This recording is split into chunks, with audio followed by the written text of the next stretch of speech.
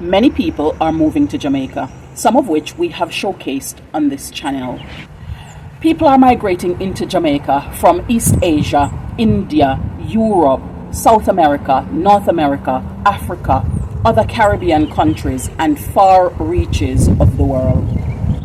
Some people are moving to Jamaica for fixed periods. Others are creating hybrid situations for themselves, living part of the time in Jamaica and part of the time elsewhere. There are those who are making Jamaica their full-time, long-term home. Why are these people moving to Jamaica, you might ask? Well, people are moving to Jamaica for business opportunities. There are those moving to Jamaica for health and well-being, and others are choosing Jamaica for their lifestyle choices. Individuals are seeking out ways to design a quality of life that is cost-efficient and offers great balance. This is something they realize that they can achieve in Jamaica. The Jam Fam family.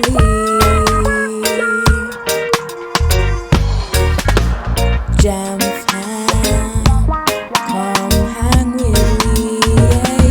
Yeah. Hello, Wagwan. Pick up yourself, whether you're there, yard, or you're there abroad. Welcome back to another episode of Life with the Jam Fams. On this episode, we're going to be talking about the social proof of repatriating to Jamaica, or expatriating if that is your choice. We have a library of videos showcasing people making the move to come to Jamaica. We have a video where we showcase Jamaicans moving back in droves, and this is where we show Jamaicans who have migrated coming back, as well as individuals with Jamaican heritage who are making the move to return to Jamaica. There are other videos such as large numbers of Africans moving to Jamaica. What this shows is people from the African continent making the choice to come to Jamaica, as well as those who came here as children and have decided to remain. There is another one about increased number of immigrants, which showcase Europeans, North Americans moving into Jamaica. There is also the one about influx of Indian and Chinese businesses, where it's showing new influx of people from the East Asian continent as well as from the Indian subcontinent making their move to Jamaica and setting up businesses and calling Jamaica their home. All the individuals who have been showcased in these videos moving into Jamaica are moving into Jamaica for various reasons. And the key thing is that they're not just moving, but majority of them are staying. And therefore, it is showcasing the fact that you can move to Jamaica and you can survive, so long as you're clear about what it is that you want to achieve and how it is that you're going to go about doing it. Now, here are 3 other people who have taken up the decision to move to Jamaica. And again, their reasons varies. Nevertheless, they are making that one decision of moving to Jamaica and making it their home, whether that's for a fixed period of time or for the long-term haul. The first is an American lady who is just simply tired of the racial profiling and the cruelty that is being done to people who look like her in America, and she's taking up the plunge of moving to Jamaica. Here is her story. And I kind of wanted to sit down with you guys and have a real conversation about the concept of diasporans leaving America. Currently, I am actually in the process of expatriating to Jamaica. You guys can click around my channel and kind of see my journey up until now. But I grew up in America, and growing up in America, they teach us the concept of the American dream. Growing up Black in America, we are taught that, yes, we're at a disadvantage, right? But if you work hard, if you pick yourself up by the bootstraps, kind of a thing, and you persevere and things of that nature, you too can achieve the American dream. We're taught by doing this that one day if we keep fighting, we keep putting our foot down, that here in America, one day, we will get the rights and the respect that we deserve. But as I got older, as I started looking around, I realized that life here in America has showed me a different truth. There were so many pivotal moments that I cannot even pick one in particular that stood out the most. I finally realized that no matter how much we contribute to this society, you will never be truly, fully accepted in this society? Why are we still trying to fight for a seat at a table that nobody wants us at? Why are we trying to force these people to like us and accept us? Because the harsh, bitter, true reality is they don't.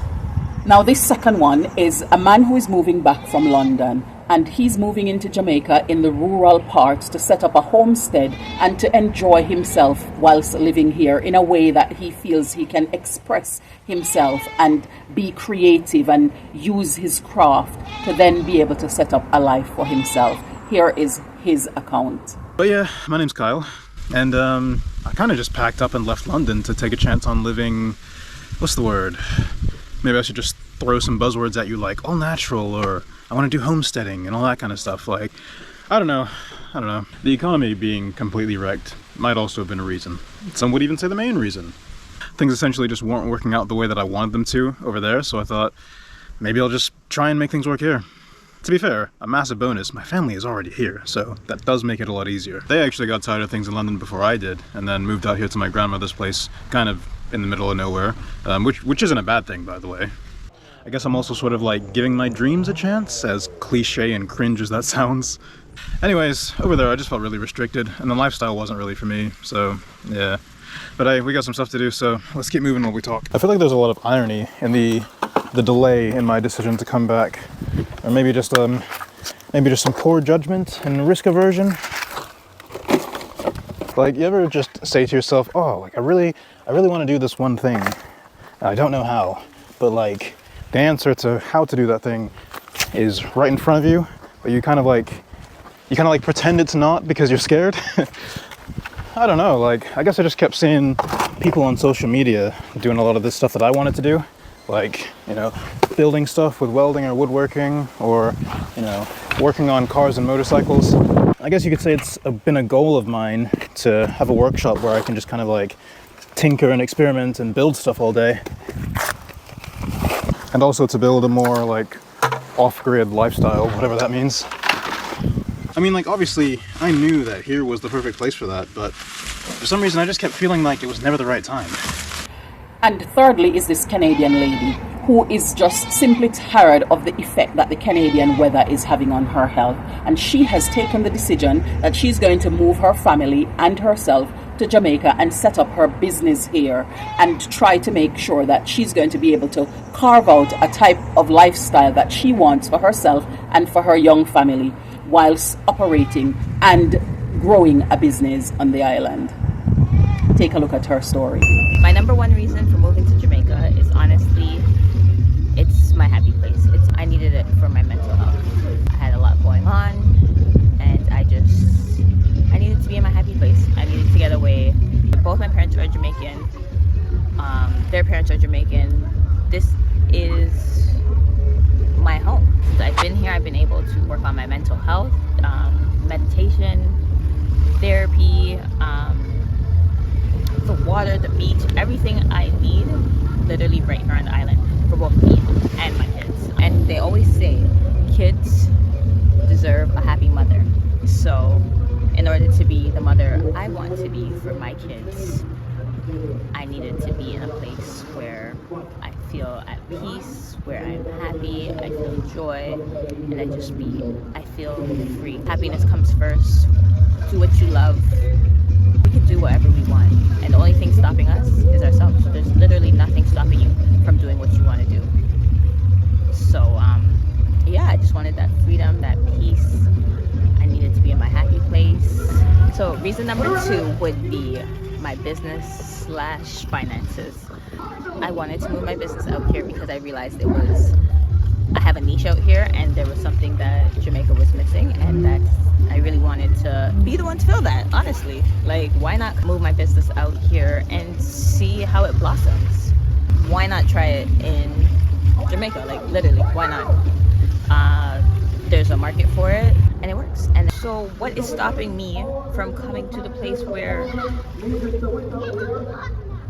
is my home and be successful? Nothing. So it was a chance I was willing to take. I thank God.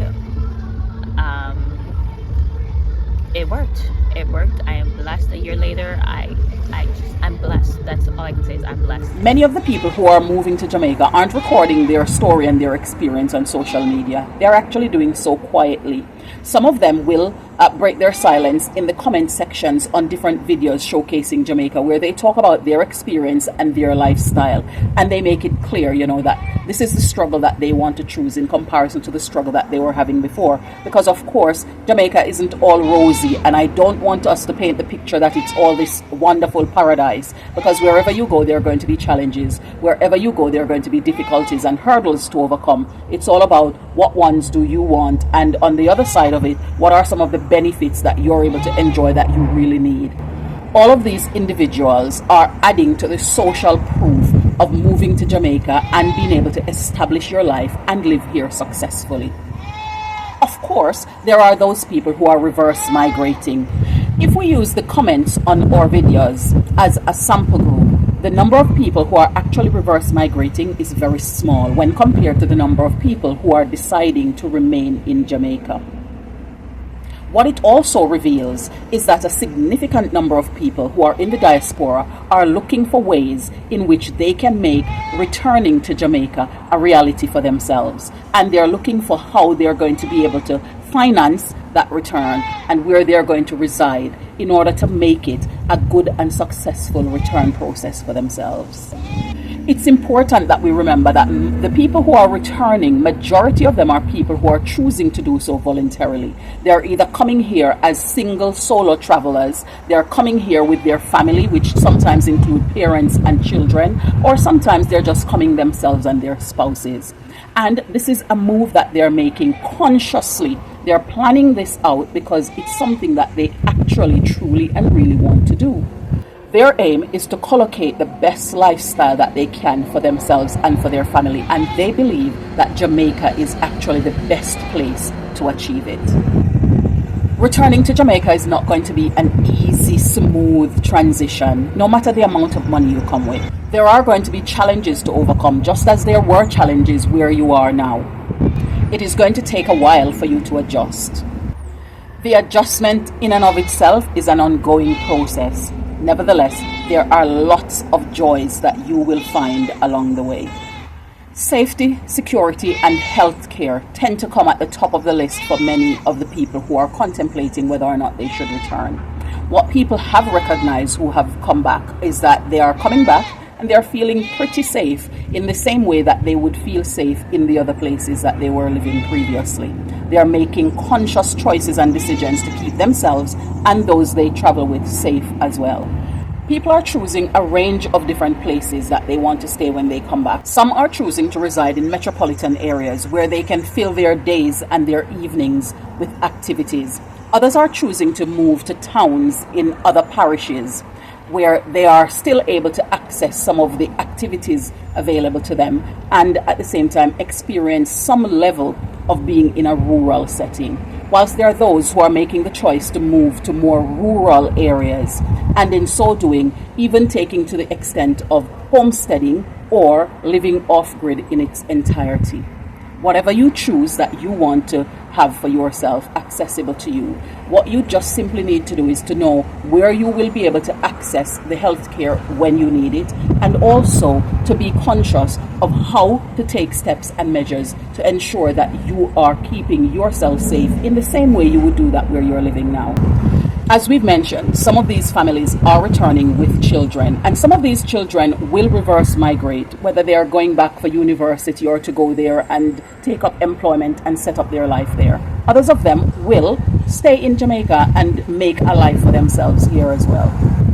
For those who choose to return to their birth countries, they will be doing so with the right tapestry of experience that they've garnered here to give them a good stepping stone for the life that they would be living in the country that they're returning to. What's making moving to Jamaica unachievable for you? Tell us in the comments down below. It's a nice school evening. What did you get up to today at school? I went on a school trip to a school field where they were doing a Jamaica Teachers Association meeting to do with like career choices and skills. Was it an exhibition? So how did you feel? about it? It was interesting. And it's your... First trip that I was actually able to go on. Why didn't you go on the others before? They cancelled them. So, in terms of the experience you had, would you go on a trip like that again?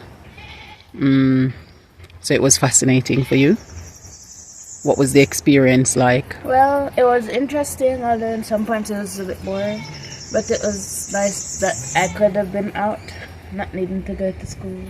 Oh, you like so you like the out of school learning context from today? Okay. So, are there any more trips in the pipeline? I'm not sure, there might be a club trip. Are you I don't looking know. forward to that? I'm not sure. Okay. Well, I'm glad that you enjoyed it. So, hopefully there will be another one soon. Okay. I went out today to the tree and got some ackee. I just put it on and it's boiling up nicely. So once that's cooked and ready, which it almost is, I'll go cook it up. And I've got some yellow yam that I'm cooking here. So between the two things, I'll be able to have myself a nice little meal just in a moment's time. And since Eliona don't really eat it, you know how that one go. And there we have it. All the seasoning and everything in there. I put some blend seasoning instead of freshly cut up ones. And it's going, and I don't eat salted fish, so I just do it plain, like a vegan or style today. And as it is simmering down and just letting all the juices going, the yams are over here cooking up a storm. But I am not doing dumplings today, just going to sit back and relax and just enjoy unprocessed food for a meal today. Do you eat ackee? And if you do, what do you normally eat it with? Tell us in the comments below. So Eliona doesn't like ackee. However, she will eat it with salted or codfish. I didn't make it with any, and so that's what I have. My yams, yellow yam, ackee, and my vegetables. Bon appetit! The Jam Fam family.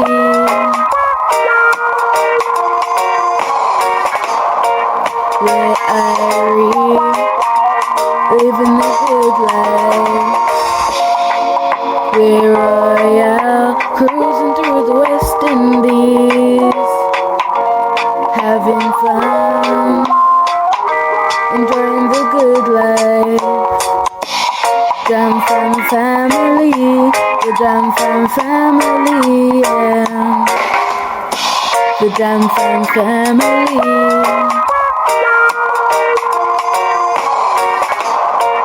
Where living the good life. We're royal, cruising through the West Indies, having fun, enjoying the good life. Jam Fam family, the Jam Fam family, yeah. Jam Fam, come hang with me.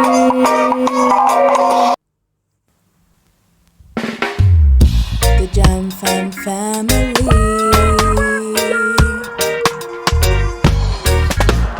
Jam Fam, come hang with me. Yeah, yeah, yeah. Thank you so much for staying with us here on this another episode of Life with the Jam Fam. We appreciate you and we look forward to the conversations that we will be having in the comment section. Bye for now, and we will see you in the next one.